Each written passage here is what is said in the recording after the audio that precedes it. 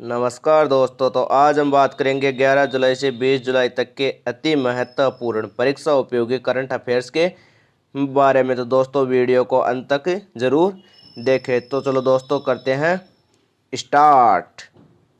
केंद्रीय रेल मंत्री ने भारतीय रेलवे को विश्व का पहला ग्रीन रेलवे बनाने की घोषणा 2030 तक की है। केंद्रीय रेल मंत्री पीयूष गोयल ने यह दावा किया है कि 2030 तक भारतीय रेलवे पूर्ण रूप से विद्युतीकरण कर दी जाएगी, जिससे एल्को लोको को बंद करके पूर्ण रूप से सभी लाइनों पर इलेक्ट्रिक लोको चलाए जाएंगे, जिससे ईंधन की खपत भी कम होगी और इस खपत से जो फायदा होगा उससे यात्रियों को विशेष तौर पे अलग अलग सुविधाएं प्रदान की जाएगी। इसके साथ आगे बात करते हैं। भारत के पहले केबल स्टेट रेल ब्रिज का निर्माण जम्मू कश्मीर में शुरू किया गया है। केबल स्टेट रेल ब्रिज इसके समान होता है, जिससे एक पुल होता है और उसे केबलों के द्वारा कंट्रोल किया जाता है। और भारत का यह पहला cable stay rail bridge Katra से रियासी के मध्य बनाया जा रहा है, जिसका नाम अंजी थाल ब्रिज रखा गया है। इसके बाद में आगे बात करते हैं। भारतीय वायुसेना को अमेरिका की बोइंग कंपनी ने अपाचे हेलीकॉप्टर की पूर्ण डिलीवरी प्रदान की है। बोइंग कंपनी यह एक अमेरिकी कंपनी है। बोइंग कंपनी के साथ भारत की यह डील 2015 में की गई थी, जिससे बोइंग कंपनी ने अपाचे हेलीकॉप्टर की 22 हेलीकॉप्टर देकर अपनी डिलीवरी पूर्ण की है। इस डील में 22 अपाचे और 15 चिनूक हेलीकॉप्टर की डील की गई थी, जिसमें भारत को CH-47F चिनूक हेलीकॉप्टर और AS-64E अपाचे हेलीकॉप्टर अमेरिका की बोइंग कंपनी देगी। इसी के साथ बात करते हैं अन्य मुख्य डील्स के बारे में। तो भारत और रूस के साथ अभी 33 फाइटर जेट की डील की गई है, जिसमें 12 सुखोई और 21 MiG-21 फाइटर जेट के लिए समझौता किया गया है। और फ्रांस के साथ राफेल की डील अभी चल ही रही है। इसके बाद में आगे बात करते हैं। भारत ने अमेरिका के साथ 72,000 असॉल्ट राइफल खरीदने की घोषणा की है। इन असॉल्ट राइफल्स का नाम SIG 716 रखा गया है। इससे पहले भी अमेरिका भारत को 72,400 असॉल्ट राइफल दे चुका है। यह फर्स्ट बैच की डील थी, लेकिन दूसरे बैच की डील में 72,000 असॉल्ट राइफल खरीदने के लिए समझौता किया गया है, क्योंकि असॉल्ट राइफल यह एक बेहतर राइफल है जो बर्फीले क्षेत्रों में लड़ाकू साबित होती है और मुख्य कारगर कार्य करती है। इसके बाद में आगे बात करते हैं। इसरो ने ब्राज़ील के अमेजेनिया 1 सैटेलाइट को लॉन्च करने की घोषणा की है। अमेजेनिया सैटेलाइट, इस सैटेलाइट का नाम ब्राज़ील में जो अमेजन के जंगल है उन्हीं के नाम पर रखा गया है। इसरो इस सैटेलाइट को स्पेस एक्स में स्थापित करेगा। इसके बाद में आगे बात करते हैं। भारत का पहला artificial intelligence research centre IIT Hyderabad व निविदा दोनों मिलकर स्थापित करेंगे। इस आर्टिफिशियल इंटेलिजेंस रिसर्च सेंटर में IT रिसर्च और IT के भविष्य में प्रयोग कैसे करें उसके बारे में बताया जाएगा। इसके बाद में आगे बात करते हैं। ईरान ने भारत को चाबहार परियोजना से बाहर किया है। भारत और ईरान के मध्य चाबहार परियोजना को लेकर समझौता हुआ था, जिससे ईरान ने भारत को बाहर कर दिया गया है। ईरान ने दावा किया है कि भारत इस पर पूर्ण रूप से कार्य नहीं कर रहा है, इसलिए ईरान भारत को इस डील से बाहर कर रहा है। लेकिन इसका मुख्य कारण यह रहा है कि चाइना व ईरान के मध्य अभी हाल ही में 400 करोड़ का समझौता किया गया है और ईरान इस बात से भी नाराज है कि भारत व अमेरिका के मध्य धीरे धीरे संबंध बढ़ते जा रहे हैं। इस परियोजना के अंतर्गत भारत को चाबहार बंदरगाह से जहरीन व अफगानिस्तान तक की बॉर्डर पर रेलवे लाइन बिछाने का टेंडर दिया गया था, लेकिन ईरान ने अब इस टेंडर को निरस्त कर दिया है। इसके बाद में आगे बात करते हैं। सीमित स्थान में सबसे तेज योगासन करने का विश्व रिकॉर्ड स्मृति कालिया ने बनाया है। स्मृति कालिया ने सबसे तेज 100 योगासन करके ये वर्ल्ड रिकॉर्ड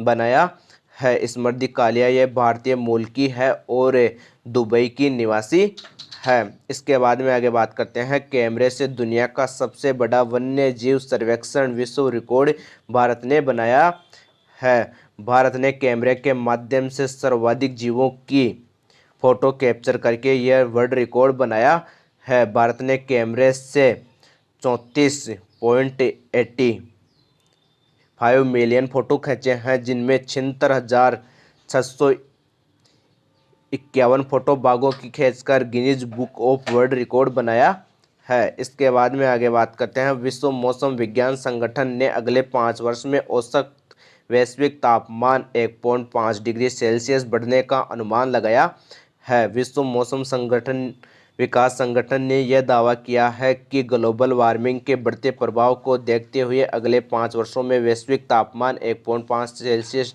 डिग्री सेल्सियस से अधिक बढ़ जाएगा और यह तापमान कुछ देशों में अधिक देखने को मिलेगा जहां पर अधिक पर्यावरण प्रदूषण हो रहा है। इसके बाद में आगे बात करते हैं, भारत की पहली ई लोक अदालत का आयोजन छत्तीसगढ़ में किया गया। ई लोक अदालत का आयोजन ऑनलाइन कार्यक्रम किया गया था, जिसमें 200 से अधिक न्यायाधीशों की बेंचों ने सुनवाई की और 3000 से अधिक मामलों को पूर्ण रूप से निपटाया गया है। इसके बाद में आगे बात करते हैं, ब्रिटेन में सबसे ज़्यादा निवेश करने वाला दूसरा देश भारत बना है। भारत की ब्रिटेन में 120 से अधिक प्रोजेक्ट पर भारत कार्य कर रहा है और इस प्रोजेक्ट में फर्स्ट नंबर पर अमेरिका है, जिसने ब्रिटेन में सबसे ज़्यादा निवेश किया है। इसके बाद में आगे बात करते हैं, वित्तीय वर्ष 2019-20 में भारत का सबसे बड़ा व्यापारिक साझेदार अमेरिका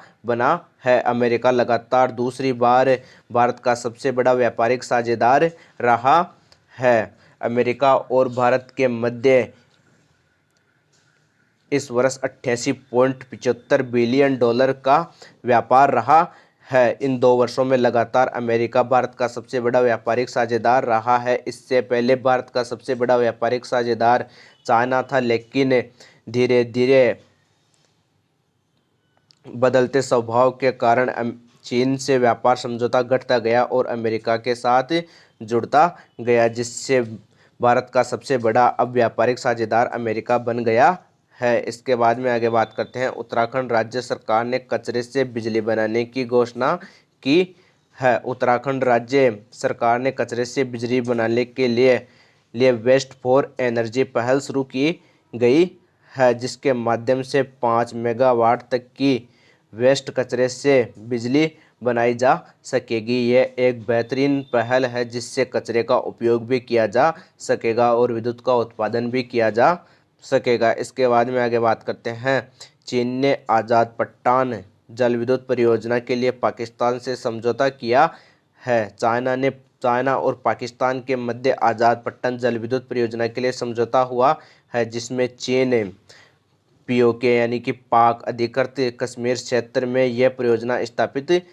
करेगा और यह परियोजना चाइना पाकिस्तान में झेलम नदी के किनारे स्थापित करेगा। इसके बाद में आगे बात करते हैं, राजस्थान सरकार ने प्योर फॉर श्योर अभियान शुरू किया है। राजस्थान सरकार ने प्योर फॉर श्योर अभियान यह दूध व दूध से बने उत्पादकों के लिए शुरू किया है, जिससे उनकी पूर्ण रूप से जांच की जा सकेगी और लोगों तक शुद्धतम दूध से बने पदार्थों की डिलीवरी प्रदान की जा सकेगी। इसके बाद में आगे बात करते हैं, the spirit of cricket India नामक पुस्तक स्टीव वा ने लिखी है। स्टीव वा यह पूर्व ऑस्ट्रेलिया के कप्तान हैं। इसके बाद में आगे बात करते हैं, ए सॉन्ग ऑफ इंडिया नामक पुस्तक रस्किन बॉन्ड ने लिखी है। इसके बाद में बात करते हैं, मुख्य अवार्ड व सम्मान के बारे में। तो देश का सर्वश्रेष्ठ पुलिस थाने का अवार्ड नादौन पुलिस थाने को दिया गया है। सर्वश्रेष्ठ कार्यों और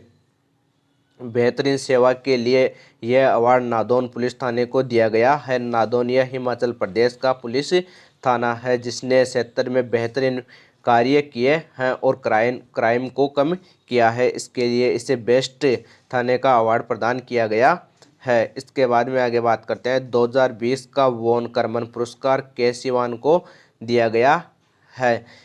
के सिवान को यह अवार्ड IAA यानी कि इंटरनेशनल एकेडमी ऑफ एरोनॉटिक्स के द्वारा प्रदान किया जाएगा। IAE का मुख्यालय पेरिस में है। यह विज्ञान के क्षेत्र में दिया जाने वाला एक मुख्य पुरस्कार है जो के सिवान को प्रदान किया जाएगा। इसके बाद में आगे बात करते हैं 2020 का मोहन बागान रत्न पुरस्कार गुरबख्श सिंह और पलाश बंदी को दिया जाएगा। यह अवार्ड खेल के क्षेत्र में दिया जाने वाला एक मुख्य अवार्ड है। इसके बाद में आगे बात करते हैं वर्ष 2020 का global leadership award Natarajan Chandrashekhar व जिम टाइकलेट को दिया जाएगा। यह अवार्ड ग्लोबल लीडरशिप के आधार पर अमेरिका व भारत के टॉप ऑपरेटिव ऑफिसर को दिया जाता है। जिम टाइकलेट यह अमेरिका के टॉप ऑपरेटिव ऑफिसर है और नटराजन चंद्रशेखर ये टाटा ग्रुप के चेयरमैन है जो भारत के टॉप ऑपरेटिव ऑफिसर माने जाते हैं। इसके बाद में आगे बात करते हैं वर्ष 2020 का ग्रीन बिल्डिंग लीडरशिप अवार्ड अंतर्राष्ट्रीय ओलंपिक समिति को प्रदान किया जाएगा। इस अवार्ड का पूरा नाम European 2020 US green building council leadership award है। यह अवार्ड दुनिया की सबसे मजबूत इमारतों को दिया जाता है जिनमें प्रत्येक प्रकार की सुविधा उपलब्ध हो और यह अवार्ड IOC यानी अंतर्राष्ट्रीय ओलंपिक समिति के नए हेड क्वार्टर लुसाने को दिया जाएगा। IOC का नया मुख्यालय लुसाने में बनाया जा रहा है और पुराना मुख्यालय लाजेन स्विट्जरलैंड में था। इसके साथ बात करते हैं IOC अंतर्राष्ट्रीय ओलंपिक समिति के वर्तमान में अध्यक्ष थॉमस बॉक है। इसके बाद में आगे बात करते हैं styrene ग्रां-प्री 2020 formula race Lewis Hamilton ने जीती है। लुइस हैमिल्टन ने यह रेस वॉल्टेरी बोटास को हराकर जीती है और लुइस हैमिल्टन यह मर्सिडीज गाड़ी चलाते हैं। इसके बाद में आगे बात करते हैं 34वां ला लीगा खिताब रियल मैड्रिड ने जीता है। रियल मैड्रिड ने यह खिताब विलारियल को हराकर जीता है और रियल मैड्रिड यह एक फुटबॉल क्लब है और ला लीगा यह एक फुटबॉल टूर्नामेंट है जो विश्व का एक प्रमुख टूर्नामेंटों में से एक माना जाता है।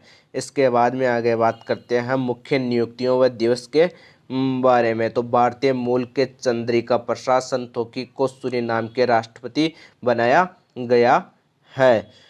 चंद्रिका प्रसाद संतोखी को सूरीनाम का निर्विरोध राष्ट्रपति चुना गया है। सूरीनाम यह एक दक्षिणी अमेरिकी राष्ट्र है और यहाँ पर सर्वाधिक मात्रा में भारतीय मूल के लोग रहते हैं, इसलिए इन्हें यहाँ का निर्विरोध राष्ट्रपति चुना गया है। इसके बाद में आगे बात करते हैं ली सिएन लूंग चौथी बार सिंगापुर के राष्ट्रपति बने, चौथी बार सिंगापुर के प्रधानमंत्री बने हैं। इसके बाद में आगे बात करते हैं एशियाई विकास बैंक ADB के नए उपाध्यक्ष अशोक लावास बने हैं। अशोक लावास वर्तमान में भारत के चुनाव आयुक्त हैं। इसी के साथ आगे बात करते हैं बांग्लादेश में भारत का राजदूत विक्रम दुरईस्वामी को नियुक्त किया गया है। भारत का नया राजदूत बांग्लादेश में विक्रम दुरईस्वामी को नियुक्त किया गया है। इसके बाद में बात करते हैं हॉकी इंडिया के नए कार्यवाहक अध्यक्ष ज्ञानेंद्रो निंगोम्बम बने हैं। इसी के साथ आगे बात करते हैं मुख्य दिवस के बारे में। तो मुख्य विश्व जनसंख्या दिवस 11 जुलाई को मनाया जाता है। यह दिवस UNDP के द्वारा मनाया जाता है क्योंकि बढ़ती जनसंख्या को देखते हुए और जनसंख्या को कंट्रोल करने के लिए विश्व जनसंख्या दिवस सर्वप्रथम 1989 से मनाया जाना शुरू किया गया था जिससे जनसंख्या को कम किया जा सके।